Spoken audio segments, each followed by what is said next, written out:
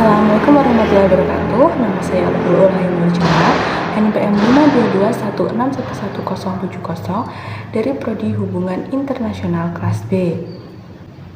Kerjasama internasional adalah proses atau upaya bekerjasama antara dua negara atau lebih dalam rangka mencapai tujuan yang saling menguntungkan. Tujuan kerjasama internasional dapat berupa peningkatan kesejahteraan masyarakat, perdagangan, keamanan nasional, lingkungan, teknologi, pendidikan, budaya, atau bidang lainnya.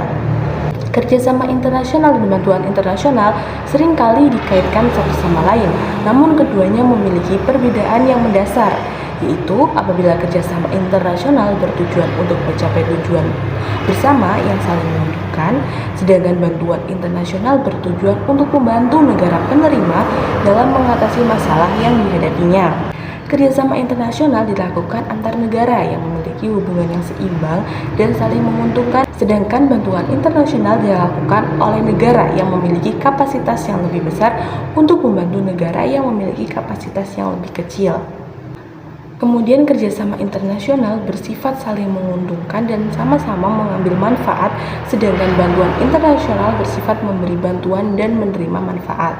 Lalu kerjasama internasional dapat berbentuk perjanjian, kerjasama bilateral dan multilateral, forum internasional, pertemuan tingkat tinggi, dan lain-lain. Sedangkan bantuan internasional umumnya berbentuk bantuan finansial, teknis, dan bantuan barang. Dalam praktiknya, kerjasama internasional dan bantuan internasional seringkali saling terkait dan saling melengkapi dalam upaya mencapai tujuan bersama untuk kesejahteraan masyarakat global. Kemudian yang kedua, organisasi regional adalah sebuah kelompok negara atau wilayah geografis yang tergabung dalam sebuah asosiasi atau lembaga dengan tujuan bersama untuk mempromosikan kerjasama ekonomi, politik, keamanan, atau budaya.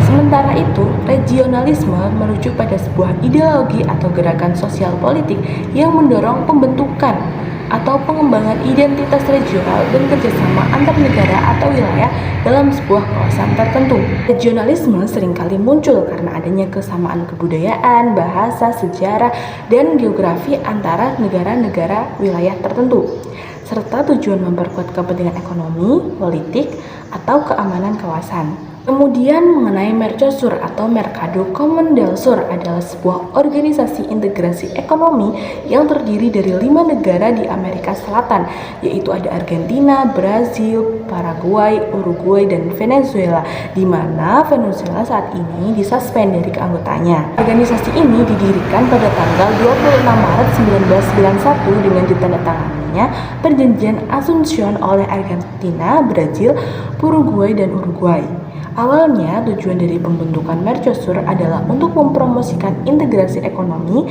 antara negara-negara tersebut dengan membuka pasar dan mengurangi tarif perdagangan antara mereka.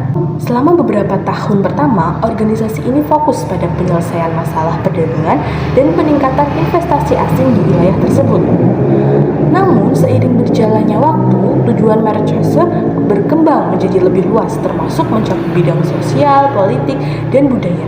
Pada 1994, Mercosur menandatangani protokol Ouro Preto yang menetapkan prinsip-prinsip organisasi ini dan membentuk badan-badan Mercosur seperti Dewan Mercosur, Parlemen Mercosur, dan Mahkamah Mercosur.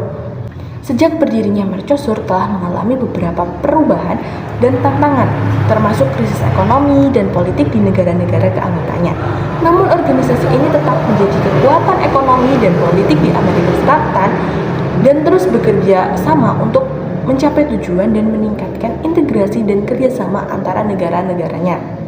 Kemudian Uni Eropa dan NATO sering dianggap sebagai standar organisasi kawasan yang ideal karena keduanya memiliki tujuan dan nilai yang kuat serta telah berhasil mencapai banyak kesuksesan dalam mencapai tujuan-tujuan mereka. Uni Eropa dan NATO juga memiliki sistem yang baik untuk mengambil keputusan dan menjalankan operasi mereka. Uni Eropa memiliki sistem pengambilan keputusan yang melibatkan negara-negara anggotanya dan lembaga-lembaga Uni Eropa seperti Komisi Eropa dan Parlemen Eropa. Sementara itu, NATO memiliki struktur militer yang terorganisir dengan baik dan memungkinkan negara-negara anggotanya untuk bekerja sama dalam menjalankan operasi militer. Nah, secara keseluruhan, Uni Eropa dan NATO dianggap sebagai standar organisasi kawasan yang ideal karena mereka telah berhasil mencapai banyak kesuksesan dalam mencapai tujuan-tujuan mereka dan memiliki sistem yang baik untuk mengambil keputusan dan menjalankan operasi mereka. Nah, demikian yang dapat saya sampaikan. Saya akhiri. Wassalamualaikum warahmatullahi wabarakatuh.